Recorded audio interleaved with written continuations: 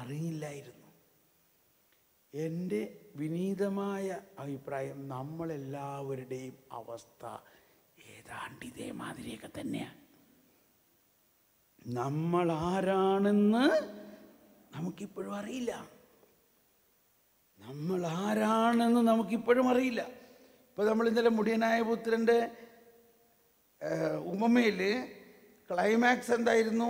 ജ്യേഷ്ഠനാണ്. ജ്യേഷ്ഠൻ പറയാണ്, ഞാൻ ഈ കാലം അത്രയും അങ്ങേക്ക് ദാസിവേല ചെയ്തു,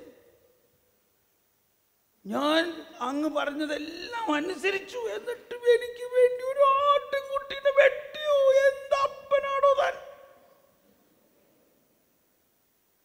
അപ്പോഴാണ് അപ്പൻ്റെ കരുണ അണ പൊട്ടി ഒഴുകിയിട്ട് പറയാണ്, മകനെ, എടാ മോനെ, നീ എന്താടാ ഈ പറയണേ? നീ എൻ്റെ മകനാണെടാ, നീ ദാസനല്ല, നീ വീട്ടിൽ ദാസനല്ല, നീ എൻ്റെ മകനാണ്, എനിക്കുള്ളതെല്ലാം നിനക്കുള്ളതാണ്.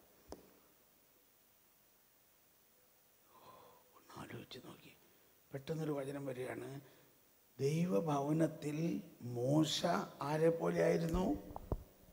ദാസനെ പോലെയായിരുന്നു. എന്നാൽ ക്രിസ്തുവോ മകനാണ്. എവിടെയാണത്?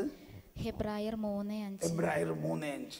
പറയപ്പെടാനിരുന്ന കാര്യങ്ങൾക്ക് സാക്ഷ്യം നൽകുന്നതിന് ദൈവത്തിന്റെ ഭവനം മുഴുവനിലും മോശ ഭൃത്യനെ പോലെ വിശ്വസ്തനായിരുന്നു. ക്രിസ്തുവാകട്ടെ അവിടുത്തെ ഭവനത്തിൽ പുത്രനെ പോലെയാണ്. ഓക്കെ, അപ്പോൾ ഞാനിത് നമ്മളുടെ അവസ്ഥയുമായിട്ടൊന്ന്, നമ്മളുടെ ഒരു ഇന്നത്തെ അവസ്ഥയിൽ നമുക്ക് ഏറ്റവും മനസ്സിലാക്കേണ്ടത് നമ്മൾ ദൈവമക്കൾ, ദൈവമക്കൾ എന്നുള്ളതാണ്. ദൈവമക്കളാണ് നമ്മൾ എന്നുള്ളതിന് കൂടുതൽ ഊന്നൽ കൊടുത്ത് വേണം നമ്മൾ നിൽക്കാൻ. ദൈവമക്കളാണ്. അത് നമ്മൾ മറ്റുള്ളവരെയും കാണണം.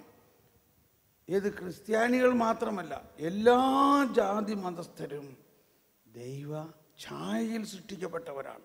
ഹിന്ദുക്കളായാലും മുസ്ലിം ആയാലും സിഖ്, പഞ്ചാബി, പാഴ്സി. അതുകൊണ്ടാണ് എന്തോരം അക്രൈസ്തവരാണ് ഇവിടെ വരുന്നുണ്ടോ ഇല്ലയോ? ആരാണ് അവരെ കൊണ്ടുവരുന്നത്?